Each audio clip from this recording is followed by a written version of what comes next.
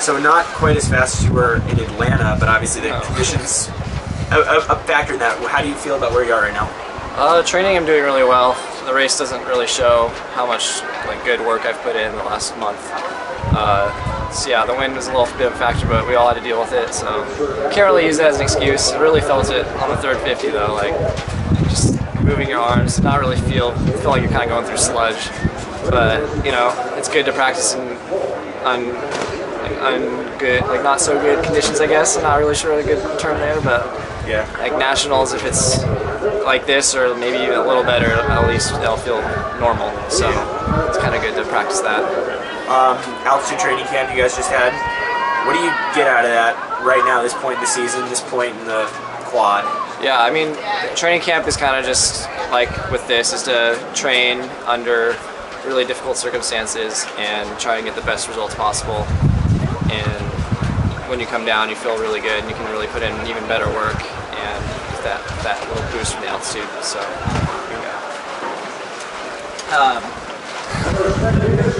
so you've been pro for 2 years now? Yeah, about 2 years. Yeah. What do you like about that lifestyle so far? I think it's kind of just like you're kind of free to do what you want. Obviously you're training, but all the time around that is kind of up to you and how you want to utilize it. So for me, that's with recovery, trying to find new hobbies and kind of explore like what I want to do with my time outside of the water. And so it's kind of like figuring out who I am, kind of like that, not just like I'm not a student anymore, so now I kind of see who I am as a person, you know. Especially in a year where it's like there's not a dramatic endpoint like there was last year at the World Championships. Is it almost like tougher to stay focused on the the end game when you do have free time and you're trying to like fill that up? Yeah, I don't think it's tougher. I think you just have to kind of be more creative with it. Okay. Since it's not a World Championship or an Olympic year, I'm trying to find new ways to stay motivated, I guess, and not lose sight of what's important, which is swimming fast. So, yeah. You talked about kind of finding hobbies or interests outside of swimming. What have you found? Me and Josh have actually picked up rock climbing. We do it pretty consistently, like probably 3 times a week. Is it safe? It's safe, yeah. We're on a rope, so okay. You're not, I mean, you can hurt yourself, but we're really safe. But it's really good. It's a good way to like kind of get some unique dry land in.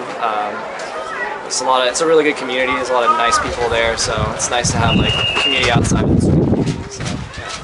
What do you like about rock climbing particularly?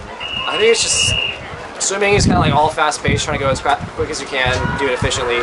Rock climbing, you're doing it efficiently, but you're kind of doing it at a methodical pace. It's more slowed down. You kind of have to use more core control and just kind of like it's like a puzzle, but for your body. So I think that's why it's fun. Yeah. So you got married in October? August. August. Yeah, so August of 2017. Yeah. So how has that kind of changed your perspective? Yeah, I mean, I just feel like I have to be a little bit more mature. I don't think I am, but I like carry that, like I need to be more mature and I need to like kind of be more of a role model, I guess, around the team. Everyone's like, you're married, why aren't you acting like that? So yeah, I guess it's kind of like a maturity growth type of feel. Yeah. Has that changed your perspective in the water or like approaching swimming at all? Yeah, I mean, I always try and separate swimming and earning money, but it's kind of more like I need to earn money for my family kind of thing, but it's really not an issue for me, but it kind of comes into the equation more kind of after the meet's over. It's like, oh, did I do well for my family? So I'm not thinking about it right now, but I'm sure like in 2 days I'll be like, all right, did I make a good amount? You know, like whatever, something like that. Yeah. Is that hard to keep it out of mind right now when you're in the thick of it? Right now it's fine. I don't really care. Okay. But I mean, at the end of the year, there's so many meets that you go to that it's like it's not really an issue. So thankfully, swimming is becoming a little more possible to actually earn money. So it's definitely not a big problem yet. Do you have any thoughts on just the safe sports issue and just maybe what's being done in that regard? Yeah, I think USA Swimming is doing a really good job. They always have done a really good job, at least in the last few years, of kind of getting ahead of the problem, and they've done they've been, you know, doing their job. When things come up, they will take care of it. It's impossible to like be where all these things are happening and tell them to not do that, because there are bad people everywhere. And I don't think swimming is any worse than a lot of other sports. It's an issue internationally, not just in our country. And you know, as long as it's ever present and trying to work on, like, that's all you can really do. There's always going to be someone trying to do something wrong, and all we can do is try and stop it. Do you have some level of faith that USA Swimming is trying to tackle this problem the right way? Definitely. I sat down with a lot of USA Swimming staff, along with me and a few others while we were in Colorado, and we discussed basically like how hard they're working on this. It's at the forefront of pretty much everyone at USA Swimming, and they're taking it very seriously. They're trying to have us as a national team kind of lead the way, like make an example of like just how the sport is supposed to be, and it's not a bad place. It's a safe place, and we would like to keep that kind of tradition alive.